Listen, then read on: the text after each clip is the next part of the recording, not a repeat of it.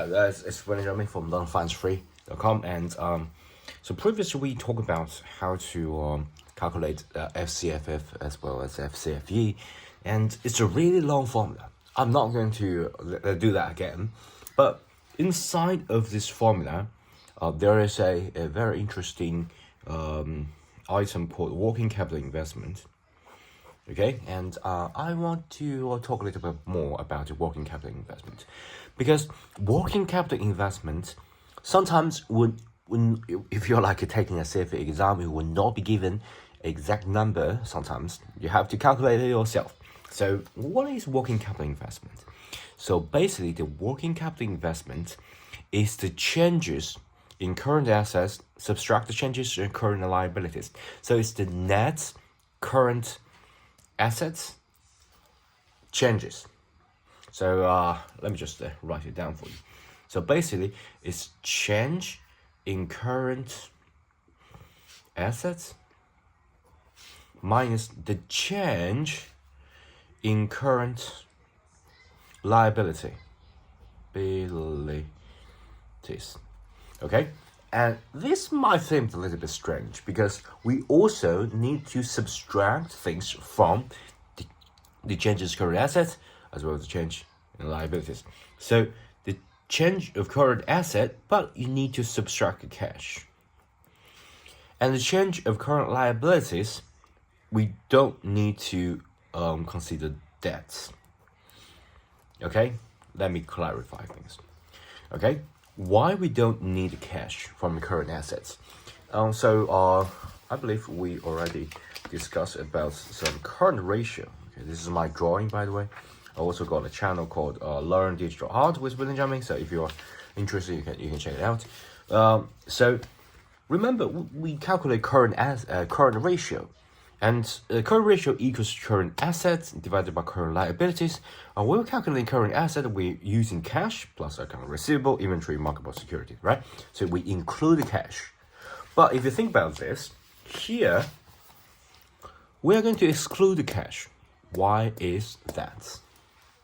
And if you think about this, the current, the working capital investment equals to the changes of working capital.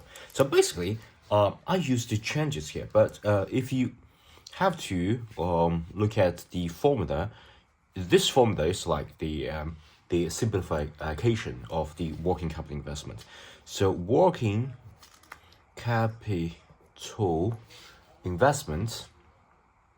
So working capital equals to the current asset subtract the current liability. Okay, so the changes of working capital. So basically, the working capital at time t plus 1 subtract the working capital t. You got some changes here, right? It's a change. That change will be the investment. So for example, if it will be 100, it will be 90. Okay, so you got a change of 10. That means you spend like $10. I spend that on working capital, so it requires more working capital, and you invest 10, so that 10 will be the working capital investment. Okay, really simple one here. So basically, if you subtract these two, you can use the T plus 1 current asset, subtract the T or current asset, and using the T plus 1 current liabilities subtract the T current liabilities. So basically, we got the changes in current assets subtract the changes in current liabilities. Okay, and why were you going to exclude cash as well as debt? So it's working capital. Okay, so the cash is while it's a current asset, but it's not directly fund the operations. So we're going to sort of like filter out things that do not connect to the working like everyday operations. Okay, so basically we're going to so for example, inventory, account receivable, all that. This is directly connected to the operations of the company, so it's it be involving the working capital.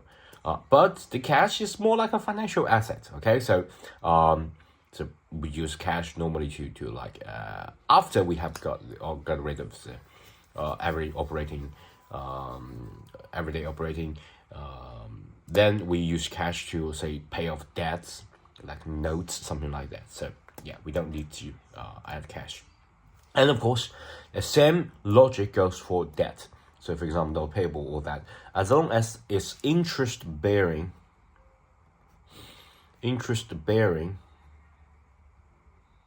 financial liabilities, as long as pay interest, okay? As long as pay interest is kind of financing activity rather than operating activity.